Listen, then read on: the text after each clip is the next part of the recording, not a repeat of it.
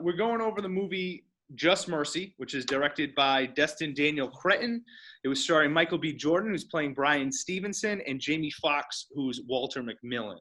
So basically, this is the story of Brian Stevenson, who's a Harvard Law School grad. He is the founder of the Equal Justice Institute, which is an organization that helps death row inmates with legal counsel. They concentrate heavily on the youth who were put in jail for life without parole or put on death row. If you guys didn't know this, the Equal Justice Institute, one of the big things that they do, kids, like 13 and 14-year-old kids, are put on death row, and Brian Stevenson represents them and helps them get off of death row. So pretty crazy. He was like, most of his clients are like 13 and 14-year-old kids, which is wild to me. They were changed from being tried as children to being tried as adults. So first of all, what do you guys think about that? Like, just being able to change a person from a child to an adult just within the whim of whatever you feel like. To me, sometimes it depends on the crime. You know, I'm not one who doesn't believe that, like, there's a lot of people out there who believe that, like, there's a lot of African Americans who believe, like, oh, okay, like, he's black, he did a crime, they're gonna go to the fullest extent. Like, I'm not one of those believers who's like, okay, like, he's black, so I automatically have to defend them or something like that. Like, I'm a believer, if you did a crime, you should go to jail. Like, I'm a full-on believer in that. So I want to say that first and foremost. But I do see it that sometimes, like, even with how people look, Americans, like, it's like sometimes you, even for myself, I was 16 when I got into high school, I was already almost 6 feet tall. So by the end of high school, I was 6'2", like 200 pounds. I was a large person. So it can be kind of intimidating and so forth and so on. And I can imagine, like, if I did a crime and I went to stand before a judge or a jury, they would see me not as the person I was my age, but as, like, this large physical being. I know Richie knows, he's huge too. Like, that's a big man on the other side. So big man all my life. Came out the womb big. For a lot of those cases, like Dante said, it kind of depends on almost like what the circumstances were surrounding the case, what the case is. Like, if a kid gets caught, like, stealing candy or something like that, maybe they don't need to go that to, like, the fullest extent. But at the same time, like, you still want to show that there's consequences to a situation. But for a kid to be tried as an adult for, like, a murder case, like, it definitely depends on the situation. But for the African American and for the youth of our country to be tried just outright, just based off the color of their skin, I don't know about that. That definitely needs to change, because that needs to be corrected as much, because you don't see those kind of things happening as often with people of other nationalities that come in, and, like, children of other countries and other nationalities where a crime's been committed and they're automatically assumed or automatically tried as an adult just based off the crime, rather of someone trying to figure out what the situation was or what the circumstances were surrounding the actual crime. Like, in some cases, a lot of the time, like, youths or teenagers and stuff, even their brains aren't fully developed. So they don't fully understand, like, what they're doing or what the consequences are and stuff of that nature. Now, Richie, you are the one that suggested me taking this movie in, watching this movie, and obviously I went forward and did my research beyond it. But why did you suggest Just Mercy? Why was that the movie that you picked for me to watch? It's a great tale about not redemption, really, because it's almost like Walter McMillan didn't really do anything, but at the same time, it's a tale of hope. It's a tale of someone having so much oppression against you, and when it all seems lost. Like, he was on death row for a while. 6 years. And also in the movie, they also brought up some things where, like, they showed that Walter McMillan wasn't always the perfect person. He wasn't the perfect husband. Like, he could be rough around the edges, but at the same time, does that need to factor into the sentencing that you're going to get, especially for something that he didn't do or he didn't commit? So I think it's a good movie of hope, of almost redemption, of showing it's a good movie that shows a perspective of especially from a black family or from an African American family, like these things do happen, and it's a good perspective for the black people to focus on for white people or for people of other nationalities to see, be like, this is one story of a lot of stories that things have happened to us, and we're hoping to show that this has happened so that it doesn't happen again in the future.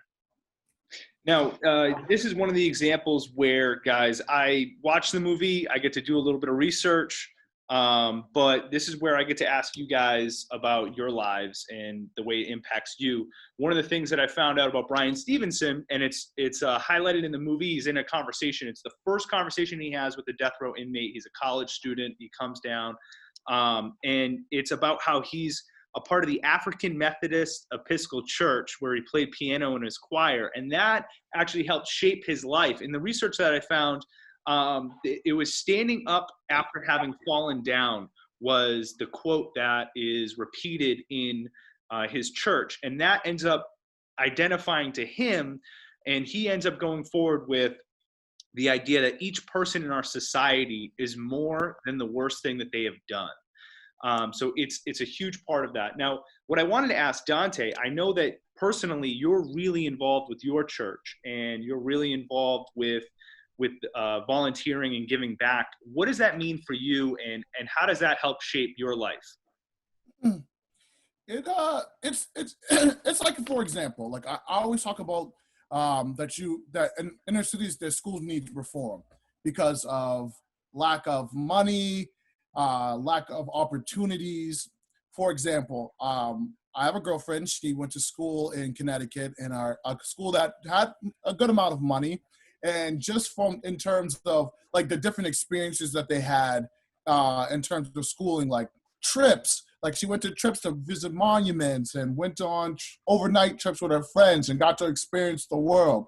And then you come here, and in my school, we didn't have a lot of money. The one thing we did have was teachers that really did care and teachers that really gave back. So we had a lot of teachers. I was on the wrestling team, and we had teachers show up and give out of their own money for uniforms and drinks and stuff like that. It's just when you when you give people the opportunities that they didn't have before or things they didn't have before, like it kind of opens your eyes. It's like, hey man, like maybe this isn't the right way of doing things. You spend a lot of time in the inner city, and they don't have like our budget's so low. We don't have places to do like lacrosse or hockey, different sports like that. That's just on a sports basis. When we're talking about all the opportunities where some people come into the school and go to these poor schools, but they also have a background which their families can't support them as well. So they go home, they go to school, and they lack opportunities. They go home and they lack opportunities. Parents are they gotta keep the lights on, or they gotta get food on the table and things like that. So in terms of like giving and stuff like that, I think it's so important to give back. With my church, we do food pantries. We deliver food if you can't get there, because it gives you an opportunity to motivate people. Like, for example, we give to people who don't have food. It's like, okay, well, I can see like these people, they love us. Like the community, we have a community that loves us, a community that wants us to do well, community that doesn't want to see us starve, community that's actually trying to give to us. Maybe what I want to do is I want to put myself in a better situation so that I can do that in the end. I had a good conversation with a buddy yesterday about some future plans that I wanted to do in terms of future like earnings and things like that. And the first thing I said to him was, he doesn't have the education that I have. Like I have a bachelor's degree in marketing, and he's like, open this opportunity up for myself, and then I want to hire you to come join this opportunity.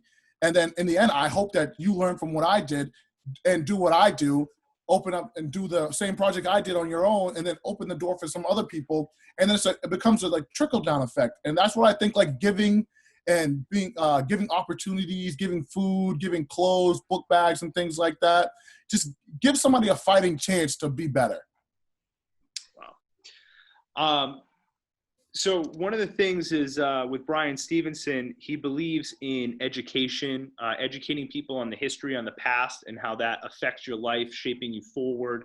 One of the big things that he talks about, and it's highlighted again in the movie, we'll talk about it, the scene that specifically, but talks about how people don't really know about lynching in America, and they don't really know about slavery in America. That history is kind of lost, and that people don't really know a whole lot about it. Did you guys have a different education than maybe some other people have? Have you guys ever looked into research on lynching and slavery? What was your education like growing up? I know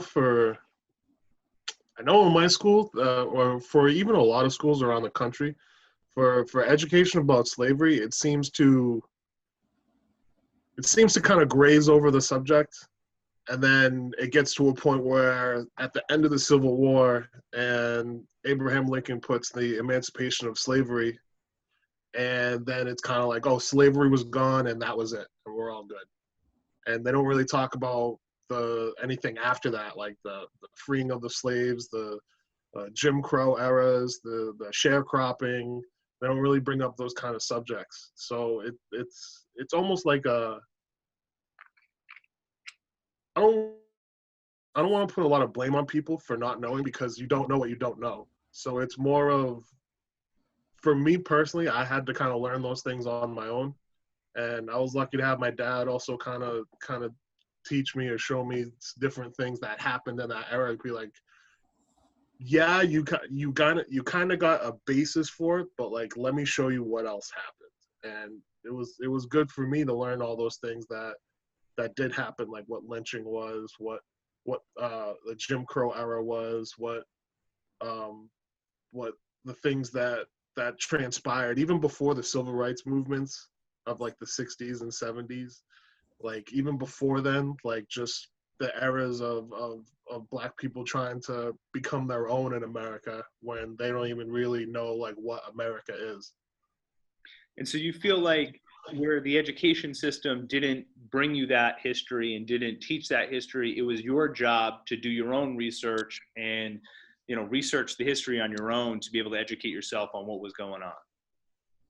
Yeah, it's more of, but it's also my willingness to learn. It's also me putting in the effort to learn these different things that have happened. And like, yeah, it was uncomfortable to learn about, and yeah, it's not great to read about how these people have this power over someone that they don't even really know or even care to feel for. But it's something that we need to know, so like we don't have history repeat itself. The other person that's important to talk about in this movie is obviously Eva Ansley. She's played by Brie Larson in this movie. She's the chief operations officer for the Equal Justice Institute, which is the foundation that Bryan Stevenson is the executive officer for.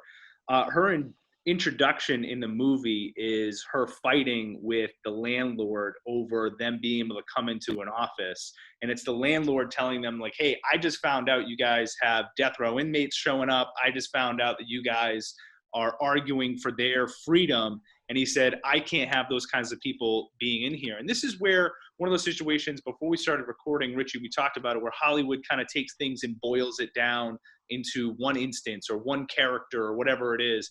This is one of those things where this happened to them a lot, where they had a really hard time getting into any sort of offices or buildings.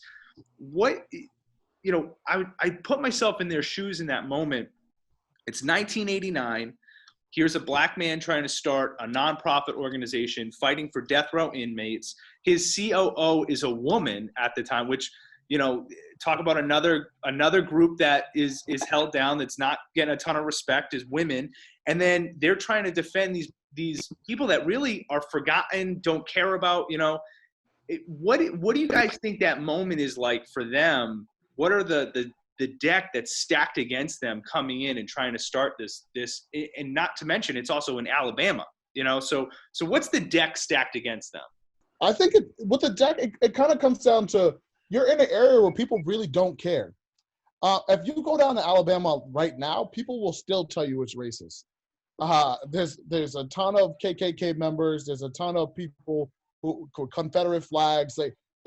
It's just still not a great place to be African American or be of any other person of color down there, because it's just terrible. So then you go down there and you're like, well, look, I'm trying to start a company or start a nonprofit that will help African Americans who have been convicted. So now you're in a whole heap of mess like there, because you're like, well, all right, I don't like them already, and now I really don't like them because they're convicts, they're criminals. So now the deck is stacked against them. Then you want to be like, well, look, I believe that these people that I'm helping are innocent. Well, to them, it don't matter. Like, I don't want that in my building, because then a lot of times when you deal with people that, especially down south, or deal with people who really don't care about the cause or don't know about the cause, like, they care so much about how other people think about them. So if you open a business, or a nonprofit of that sort in their establishment, and people are like, you got them people in there, those people in there, and they're criminals, and they're black, and they're black criminals, you got them renting a space out of there? No.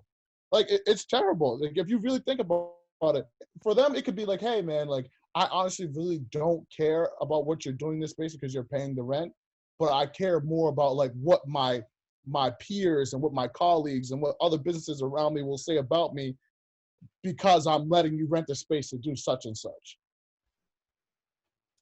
I think it's mainly it's very frustrating for those characters to go through that, especially being rejected like as many times as they were, just for trying to do something that helps other people.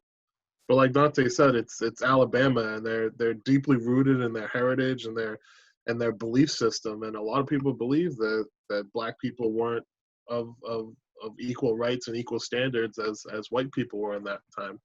So for a black man and a white woman to show up at this landlord's place, be like, hey, we're gonna rent this place out to help less fortunate black people, and they're just like, whoa. And then, like you said, add convicts to it, and it's a recipe that a lot of people don't like, and a lot of people don't take kindly to. So for them to fight through just to even get a place to establish themselves is a major landmark on them.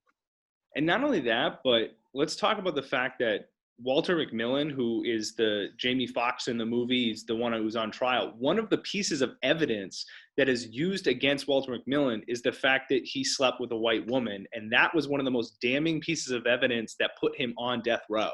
And that's one of the things that actually Judge Robert E. Lee Key used as evidence as to why he should be on death row and not life in prison. So this is not this is not a time period that like separates itself. This is absolutely, like you guys are saying, being a black man with a white woman is seen as a huge negative, and is even seen as a damning piece of evidence to put you to death. In the movie, I thought one of the things I wanted to do was also talk about some of the cinematic things that they do in the movie that I thought was really just brilliant. One of the things is right off the bat, like we said, Bryan Stevenson wants to bring the idea of or the history of lynching back into the American mind. He thinks that that's going to be what kind of progresses and drives progression, is if people understand how bad it was. The opening scene is of the rope with the red weight on it. And I just felt like that was an immediate sign of immediate symbolism towards lynching.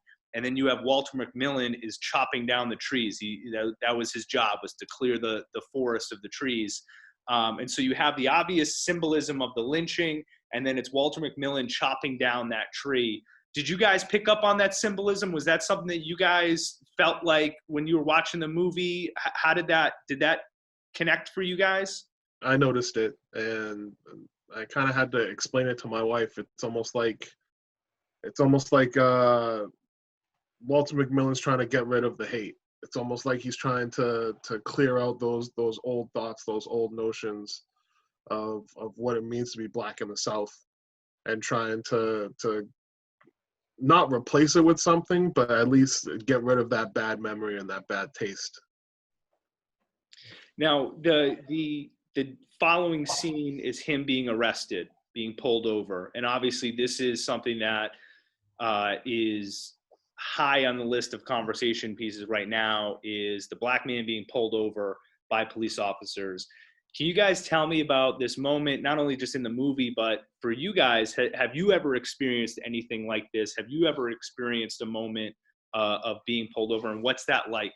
I was just actually telling my girlfriend's family about this. I am dating a nice Italian woman, and I was explaining to her family what it's like, kind of what it's like to be African American in this society. So I was telling about a time about 3 or 4 years ago, I was seeing somebody else, and I was dropping her back home to her parents' house.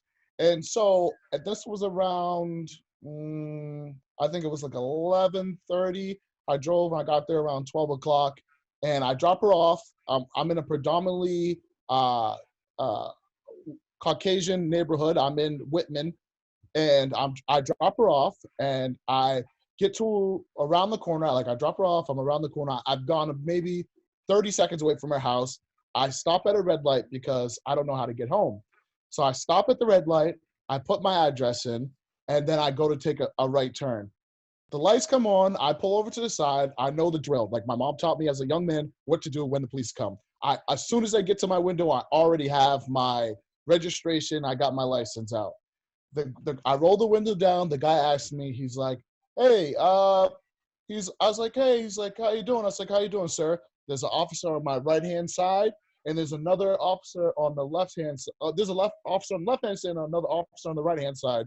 The left-hand officer is talking to me, and there's another officer in the right side who's has a flashlight that's just going through the back of my car, looking through the back seat of my car, looking through the front seat, to just making sure. So he's just checking my car everywhere.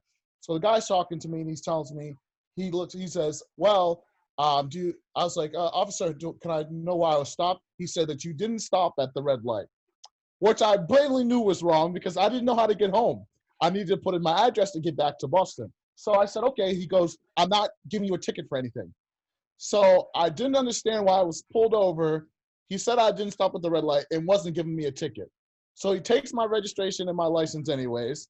The officer is still on the right-hand side, on my passenger side, still looking inside my car. He's in the windows. He's like this. I'm sitting there. I have my hand on the steering wheel. I don't make any movements. The guy, I'm there for about 25, 30 minutes, just sitting on the side of the road while the guy on the right-hand side is looking in my car. And the officer comes back. He's like, again, I'm not giving you a ticket. I'm just running your information. So he came back from his car where he was running my information to tell me that he wasn't giving me a ticket again and that he was just running my information. So after about 25 minutes, he finally comes back and he says that you're all set to go. That was after he asked me why I was there. So I explained to him. He asked me where I was coming from, what was the address I came from. I felt like I was in a quiz, like it was a quiz, because he was like, where are you coming from? Who's this person? Where do they live? Blah, blah, blah. So after he does all that, he's getting ready to, he gives me back my information. He says, I'm all set. The passenger side cop has never left the door. He's still looking inside of my car. Eventually, once he comes back, he's my information. He's like, you're all set. You're good to go. You're not getting a ticket. I was like, all right, well, I'm not getting a ticket. I don't know why I was pulled over. He walks away from my car. They both start walking away. As he's walking away, he signals to the other officer. He's like, hey, go back and check his inspection sticker. I was like, you just ran my plate. Like, I thought I was good. He sends the guy back, the passenger side officer back, because my window's still down. I can hear him. He sends the passenger side officer back to come check my registration, inspection sticker on my car to make. I was like, my man, you just already went through everything. Why are you coming back? You said I was good. Now it looks like you're trying to get me on anything. So I get home. I let the girl know what happened. Her mom calls and she complains to her local town police. And the police officer goes, well, there's been a lot of drug trafficking here. So we're stopping everybody to make sure that they're not selling drugs in our neighborhood. They ain't stopping everybody. That was the exact words. Is I'm stopped in the middle of right off of a turn it's pitch black. It is black out there.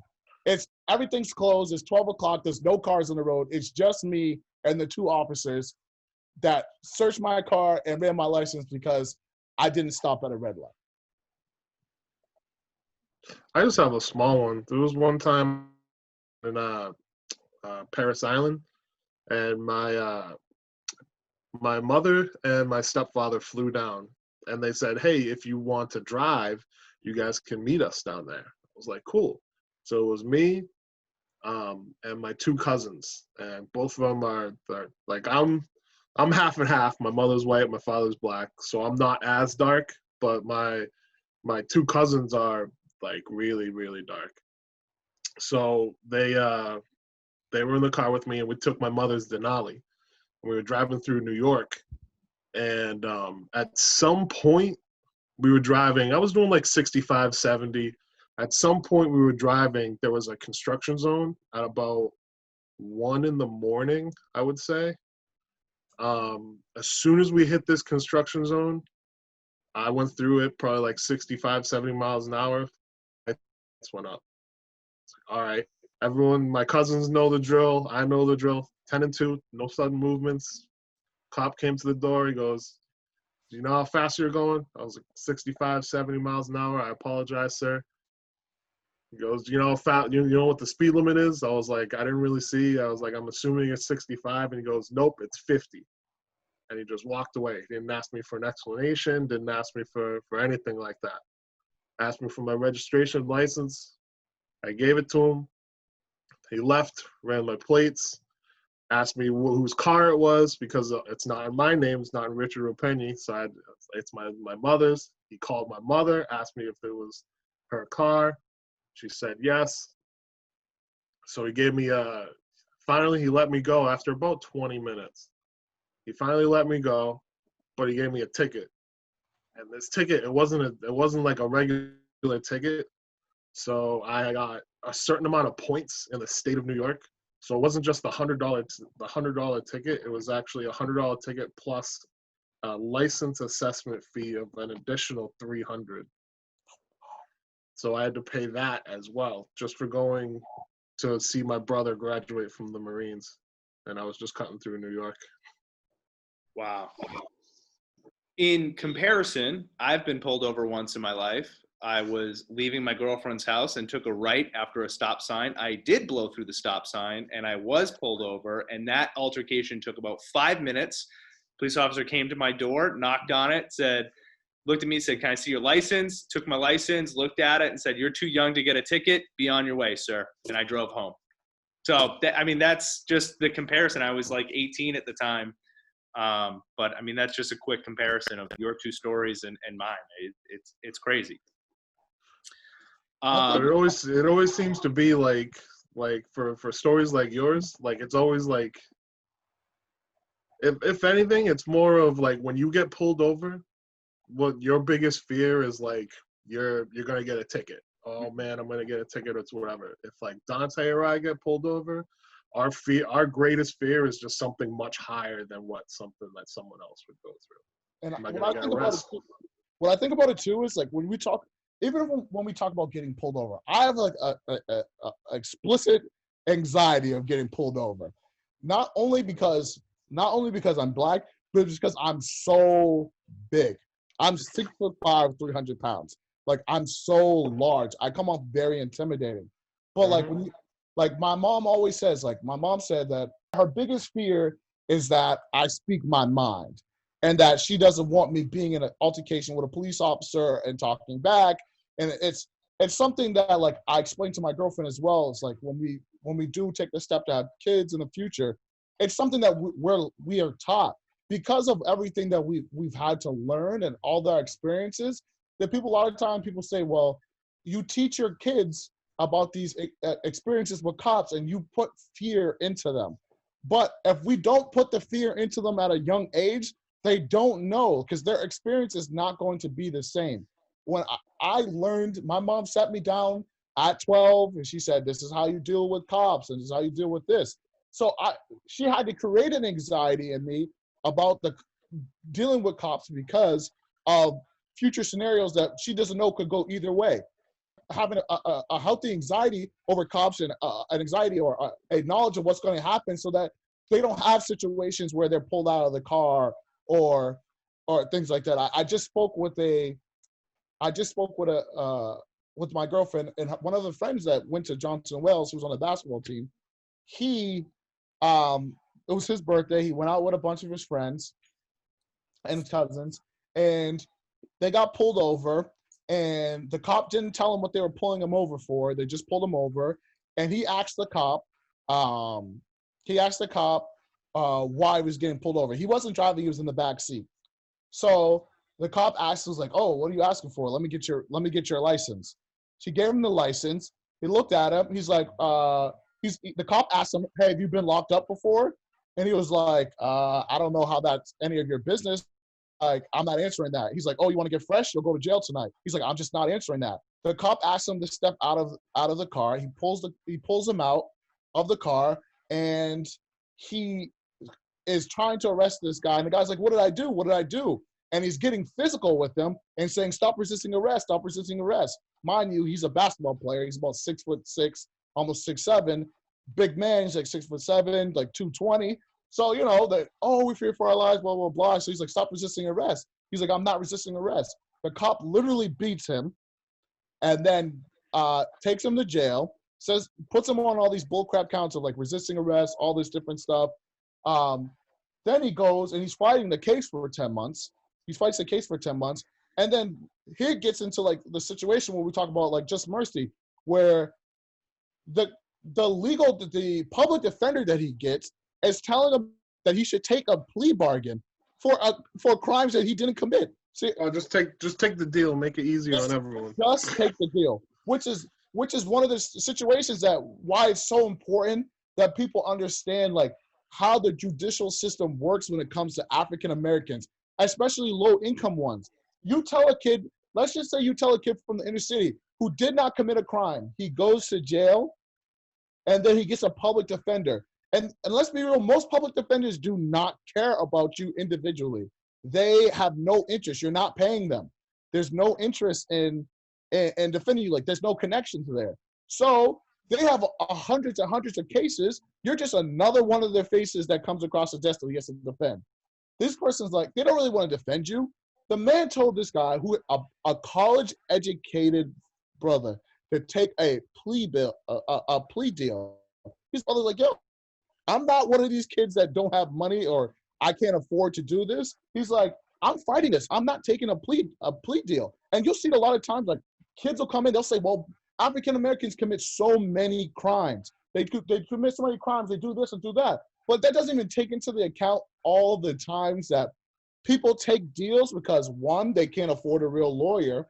The public defender, the person that's supposed to defend you, is saying, "There's not much we can do for you. Like, if I take this case to trial, you're going to jail. You might as well take the plea." The judicial system is crazy. If you really take a look into it, there's so many people who take plea agreements because they think that's the only way they won't spend the rest of their life in jail. They won't do a maximum amount of time. And then you come out and you're a felon or you have a criminal record, and then people that don't know you, they're like, I would have to take a chance on a criminal. If a criminal and a regular person are up for the same job, the same opportunity, who do you think they're going to pick? Doesn't matter how outstanding your skills are. In this society, if there's a person, if they look at your record and say, "Well, looks like you got a felony charge," like, I don't really want to take a chance on that kind of person. And then the card just basically stacked against you. The judicial system screwed up, and then you get out of the system, and then nobody wants to take a chance on you. Then you're like, "Oh, you have the same opportunities. You blew your opportunities." No, I didn't blow my opportunities. Nobody helped me at the time when I needed help the most. Nobody cared enough to help me, and then boom, the circle. To come back and circle around back to the movie that we're going on, there's some quotes that stuck out to me throughout the movie, whether it stuck out to me in the moment or it stuck out to me because of the historical significance of the actual story, based on real life story. One of the things is Stevenson says to Herb when he's trying to convince him to take on his case, he says, "Whatever you did, your life is still meaningful." Was one that I just felt really stuck out for me, was this idea that even if you commit a crime, even if you do something wrong, you still have life to give. Is that something that you guys have ever heard? Did that moment stick out for you guys as well? Rich? I think it's a great quote that characterizes the movie. It's one that shows that we can all move on beyond our mistakes. It shows that we still have something to give to the world, no matter of what bad decisions we've done. That was a good quote. I liked that quote. Another one is, and this one here, a little more powerful, a little more harsh, a little more of a punch in the face. Is Walter McMillan says, talking about going through the judicial system is just another way to lynch a black man. Obviously it's one of the hard quotes that hit you. But Dante, talking about what you just talked about, the judicial system and how it's kind of set up. Is that something that you've thought about? Is that something, do you connect that quote with that? Yeah, it just like I take my time to look at cases and things like that where we're putting people on trial, and especially down south, like a lot of times, like when somebody goes on trial for something, like they created a narrative for the person and they don't really know the circumstance. It's a create a narrative for them, and then you put them on trial down south, especially with him being down south, and you have a jury of all white peers and they're looking at the narrative that was created for them, and you take back and you look at old cases where, like you go down there and you know you're not going to win. You take a look at the story of Emmett Till. I was going to bring up Emmett Till today. Emmett Till. He's a perfect example of that young man was murdered, and they know who killed. They know who killed him, and the men still off. It's an example of the judicial system just failing at certain points in some areas, because sometimes it can be really out of control there. Like it's an example of, like, you go down there and you have a person, and it's like you have people who don't necessarily think like us, don't really care about us, like don't really like there's two sides of a track. Like, yeah, if I don't see black people all the time, like it's not on the forefront of my mind. Like I don't really know what they're about. I don't really know what they do or anything like that. Then you have to go and judge them. And the prosecutor creates this giant narrative like, oh, this kid, he stole a piece of bubble gum when he was 2. Yeah, he's a criminal. You can see his criminal background. And then the people who are the jury are like, oh yeah, I knew a black dude who stole a piece of gum back in the day, or I knew a few people who did that back in the day. It's scary sometimes. I would be scared to be on trial down in Alabama. I'd be terrified. Yeah, let's talk about Emmett Till for a second. 1955, a 14-year-old boy was put on trial because he was accused of harassing a white woman in a store. And basically what she accused him of was coming up behind her, grabbing her by the hips and making lewd comments and essentially harassing her. She ends up coming out later on saying that it's not true, that she made it up. He made a comment. The comment was, "You sure look pretty today." She then took that comment and spun this whole story out of it. He gets found guilty. With Emmett Till, the actual story of Emmett Till is he was actually murdered. He was murdered. They said that he whistled or said something to her. The woman told these men. The men actually found him and beat him upon without, like, you couldn't even recognize him. If you see the pictures, you can't even recognize his face. What ended up happening was, after that, they found the men. The men went on trial, and they were found not guilty. They later came out and confessed to doing the crime, and they basically laughed it off. And then years later, the woman came out and said, well, he didn't make any lewd comments. He just said, you sure are pretty today. So that's what ended up happening. With that too, couple other details. So the KKK members, Ryan Bryant and J.W. Millen, the two members who found Emmett Till, dragged him out of his house, like you said, beat him, burned him, and then drowned him. those men then came out later on in an article in a newspaper claiming, after they were found not guilty, claiming that they did it, and actually went into detail as to how they did it. And so they actually came out and totally, admitted to committing the crime. Emmett Till's mother also made the decision to have an open casket with Emmett Till, and that's where you're alluding to the pictures that people can go up. And I tell people with caution, go research Emmett Till. It's an incredible and unbelievable story, but it's a true story that happened. And not that long ago, 1955 is a 65-year-old person. That is not that long ago. And that's some of the things that I think, in this movie, Bryan Stevenson tries to get out is that, slavery, a lot of this stuff, people like to push it off in the history that happened a long time ago. Bryan Stevenson's grandmother was born of slaves. His grandmother was a child of 2 slaves. That's not a long time ago. So this is stuff that the history needs to be taught and the history needs to be brought up. And I think that was a powerful point of this.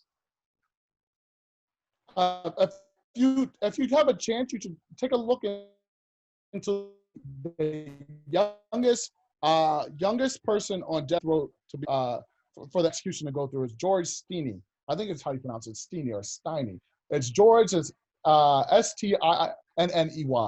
He was a young man down south who was accused of murdering 2 young women.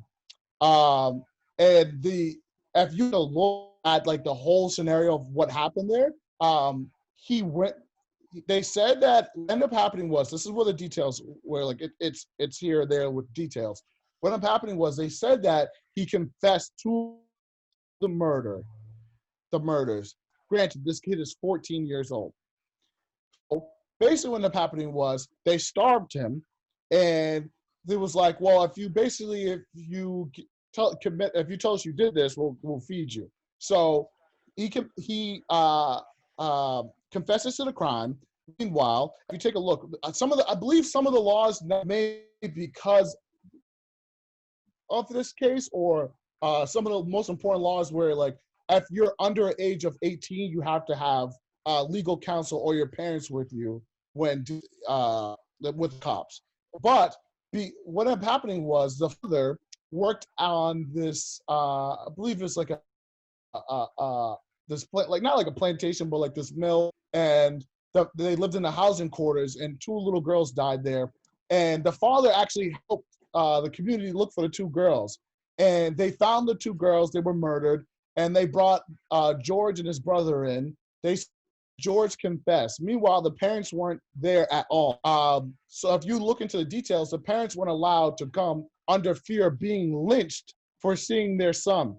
If you read into the details, it says that the parents were only allowed to see their son about 2 or 3 times between the trial and when he was they wanted to come see their son. They wanted to talk to their son, but they wouldn't because they were fear of being lynched, especially because a young black male who was 14 had just killed 2 young white girls. And so that was something that, like, that is the purpose of how crazy the judicial system could have been and how it was. If you take a look, I believe it was, let me see, what year was it? I'm not sure exactly what year it was. Let me take a look. It was 1944. And basically what ended up happening was, with that case, I believe that the whole trial was about 2 hours or 3 hours total. But definitely, if anyone wants to really take a look at something, I would take a look at for sure. Yeah. One of my favorite parts of the movie, and the reason being is because it ends up creating what is the national memorial that Bryan Stevenson builds, is when Stevenson and Ansley are sitting on the riverbed, and Stevenson is talking about how can we expect people to give a black man a fair trial if there's no way of them knowing their history. And what he was referencing is the fact that Alabama, where he was actually sitting in Alabama was where they sold slaves. And he said, there's no way of knowing that. This is now just a beautiful land. It's very pretty. People like going there, but they have no idea that slaves were literally sold under the tree that they're sitting under. And so what he ends up doing later in life, and this is, the movie kind of just introduces it, but later on, it's about 2018, I believe it was April 26, 2018, if I have that date correct. He opens up a national museum. It's the first ever in America that actually represents slavery. So as you walk in, there's a statue that's built by a African artist, and then as you come up, there's actually quotes and different stories and different things going on. And then as you come up to the very top of it, it's a memorial to all those who were lynched in America. It's a pretty incredible thing, but I love that scene because that's where it kind of alludes to the idea of actually building this. And then it comes to fruition. So that's awesome. Yeah, this is pretty great. It's really cool. The other thing, if you guys remember the 60 Minutes episode that they air during the trial, in the movie though, is he has the 60 Minutes, and that's how he kind of draws national attention to the case. Yeah, I remember that scene because he goes out and he kind of explains like what the circumstances were and the lack of evidence. And I remember the DA and the police chief being quite upset. Yeah, it's an incredible piece. If you go through, it's only like a 10-minute it's a short segment that they do, but it's an awesome piece. I encourage people, if you're watching, to go and watch the 60 Minutes episode on Bryan Stevenson in this trial. It's pretty great. But the county district attorney, Tommy Chapman, who is the gentleman who's been essentially combating Stevenson throughout the whole movie, his quote during the 60 Minutes episode is, he had his day in court, tried by a jury, they heard the testimony and they believed it. And that was him being questioned as to whether or not he would sleep at night knowing that McMillan was put to death based on the case that was there. And that's the quote that he said. He said he would absolutely sleep well at night knowing that a jury had heard it. And what I think, for me, the part that stands out is they heard the testimony and they believed it. That to me doesn't sound like justice. That to me sounds like you convinced someone of something. I'm hearing that right, correct? You are. Yeah, absolutely. It's almost like it's not what the truth is, it's just what you can prove. Absolutely. And then New York Times, March 3rd, 1993. Evidence has proved that. Yeah. So in 1993, the New York Times produces an article. It says, this is Tommy Chapman now right after the trial, right after McMillan gets released from jail and he's a free man. His quote was, "It just mushroomed into a horrible mistake," he said in an interview last week. "I don't want to call it that. It's a horrible incident." So he ends up backtracking a little bit, but still doesn't want to call it a mistake. He wants to make sure that people know that it was just it was a bad incident. It was a little bit of a no-no on people. So there was that. The other thing that I did is I went forward. I thought the characters were really interesting in the movie. I wanted to know more about each character. So if I could, I'm going to take you guys through a few of the characters and some of the stuff, and you guys can react to some of it.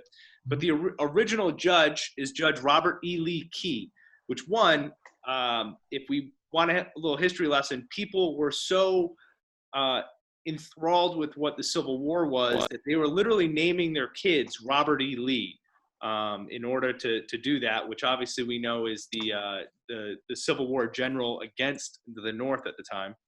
But so Judge Robert E. Lee Key, he was saying this is when he was he changed the decision by the jury that McMillan should be on a life without parole, but he changed it to putting him on the death penalty because it was a vicious and brutal killing of a young lady in the first full flower of adulthood. It's a weird way of putting that. And so that's how he changed it from the jury to a life or from the jury's decision of a life sentence to the death penalty. So that was I can't imagine going forward into a case and the person that's going to put you to death is literally named Robert E. Lee.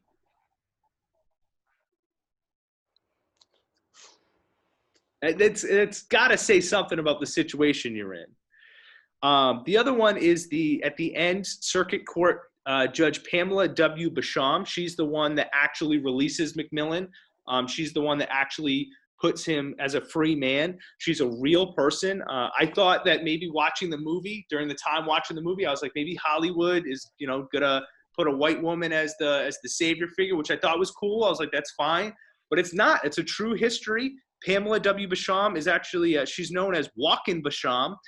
She actually went and she did a 411-mile trek in order to protest the legal system in Alabama. She was upset because judges were being bought at the time that there were literally people from Texas were funding certain judges in order to make certain decisions. And so she protested that. And so that's actually one of her first cases as the circuit judge was Walter McMillan in freeing him. So that's the circuit judge there. The guard, Hayes Mercure, that's the guard that in the beginning strip searches Stevenson and then later on kind of hears Stevenson in trial talking about what was going on, talking about Walter McMillan, and then he allows McMillan's family to come see him at the end of the movie. That was actually based on a true person. I thought that was maybe like a character that they built over like a few stories, or they wanted a viewer to feel like they could relate to this person, but that actually is a real person, Hayes McCure. The only thing that they changed was his change over time didn't happen during Walter McMillan's case. His change over time happened in another case where Stevenson was representing a child and talking about the foster care system, and McCure was actually, through the foster care system, related to the child, and that's what kind of warmed his heart from racism afterwards. But he's a real person, and that's a real story. The other guy is Anthony Rea Hinton. Anthony Rea Hinton was one of the other men that were in jail with McMillan, was a good friend of McMillan in jail. Ends up that he also is free, also was wrongly incarcerated and was wrongly put on death row. Ends up coming out by Bryan Stevenson, later on releases him as well. And now Anthony Rea Hinton works full-time with Bryan Stevenson for the Equal Justice Institute. I mean, how cool is that? That's awesome. That's cool. That's awesome. What you call giving back? Right? Yeah. I'm going to skip over Herb. I found Herb's story. He's the gentleman that actually gets put to death. He actually has, in the movie, they talk about it. He puts a bomb on the front porch of somebody. He has an interesting story. People can go and look up Herb if they want to, but he's a bit of a convoluted story, and we can get into that discussion some other time. But I don't know if you guys ever looked at that. But some of the things that people should look up, Bryan Stevenson, his TED Talk. One of the quotes that stuck out for me was he talks about the death penalty, and he's really heavily against it. He says, the question that people ask is, do people deserve to die because of their crimes? He said, but what we should be asking is, do we deserve to kill? Which, when you flip that question, certainly changes the perspective a lot.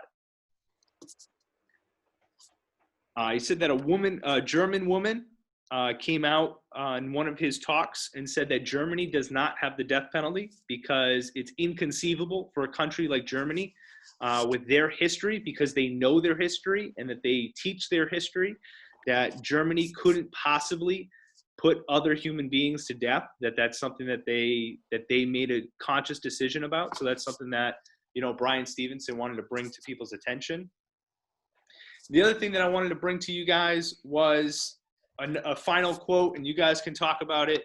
Bryan Stevenson says, the opposite of poverty is not wealth. The opposite of poverty is justice. And so that's a lot of the stuff about Bryan Stevenson. That's the research that, I went through. I found certainly changed a lot. I learned a lot. But do you guys have any final comments about the movie and about Bryan Stevenson and his work? I think it's a great movie. It's a great educational movie as well.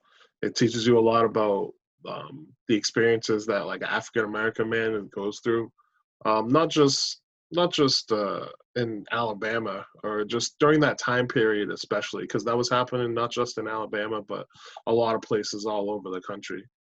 Um, it took place in, what would you say, 80? I think it was 87. He is arrested, I believe, in '87. He's released in Around that time. Even then, there's even like Brown v. Board was only in 1954 or something like that.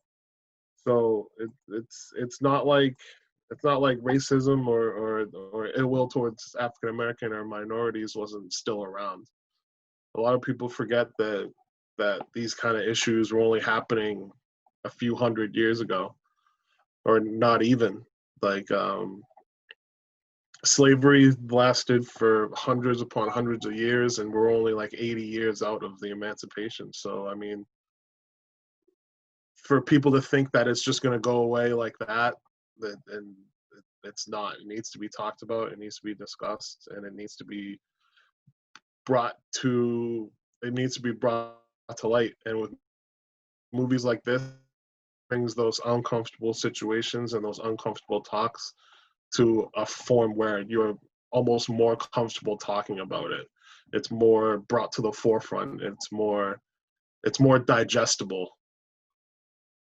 So I think Bryan Stevenson, he's a great character. He's a great man. He's doing work for the people that have never had that kind of care or justice brought before them, whether it be because they were poor or they were uneducated or just downright because they're black men and women in down south. He's bringing justice, and he's trying to do reform, and he's doing a lot of great things. Yeah, so now this brings us to our next point, and this is where we encourage people to carry on with us as we progress through this show. You have another suggestion for me that we're gonna watch, and I have been forewarned that it's a tough watch. It's very difficult, but tell us about our next show. Very difficult to watch. Next up is the Netflix series is When They See Us. It's about these 5 minorities in New York City in, I believe, 1990. I want to say 7. I'm not sure. It was in the mid to late 90s, I believe. And it's about how they were convicted of a crime that they did not commit, and how the justice system, and it almost seems like the whole world was against them. And it's just their stories about how they go through, how they try and get through each one in their own way, and how they try and get through it together. And it's, for me, the first few episodes especially, it was extremely difficult to watch, but it needed to be watched. Like I said, these things need to be talked about. They need to be discussed, and if they need to be put into a form of media that's easily digestible, then so be it. But at least it's being brought up. Absolutely. Richie, it was a pleasure talking to you. I look forward to our next episode. I look forward to our next conversation. I'll have some future links. Certainly, when we post this up, we'll have links and information that people can go to and people can read up further about.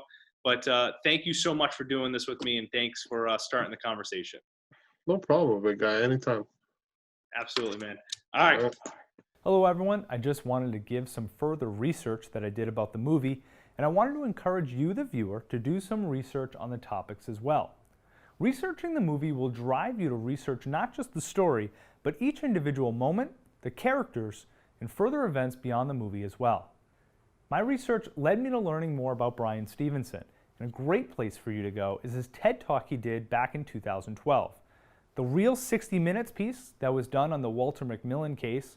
I read a New York Times article written the day after the case was finished, and though I admittedly haven't seen it yet, an HBO documentary on his life called True Justice, Bryan Stevenson's Fight for Equality. I, of course, researched more about the Equal Justice Initiative, which led me to both the National Memorial for Peace and Justice in Montgomery, Alabama, and the Legacy Museum, from enslavement to mass incarceration. There was a moment in the movie I wanted to talk about which stands out to me when Brian and Eva Ansley are sitting on the riverbed, and Brian talks about how people can't possibly be expected to treat others equally if they didn't know the history of the area they lived in. As a history major myself, it stands out because to me, this is the most important aspect of history, being able to educate people on the past so they can better understand the present. The conversation on the riverbed, I believe, is what leads to the creation of the National Memorial for Peace and Justice and the Legacy Museum from Enslavement to Mass Incarceration. Researching the National Museum for Peace and Justice, I learned about the Nkin Kim installation from Ghanaian sculptor Kwame Akoto Bamfo. The installation is a powerful sculpture of slaves in chains that confronts visitors upon the entrance of the 6-acre site. It leads you down a path full of historical moments in African American history and finally culminates in the National Lynching Memorial with 800 6-foot columns representing each county in America that lynching occurred, and each is etched with the names of the victims of lynching. The monument helps memorialize more than 4,400 victims in the United States from 1877 to 1950. This is all research in the Equal Justice Initiative's report, Lynching in America, Confronting the Legacy of Racial Terror, which helped identify 800 more lynchings than previously had been recognized. Just Mercy was a powerful movie, but watching these films and documentaries are merely the start. Educating ourselves on the past and the present will help shape our future. Thank you for watching, and if you have any suggestions or would like to come join our conversations, please email me, Brett@medfield.tv.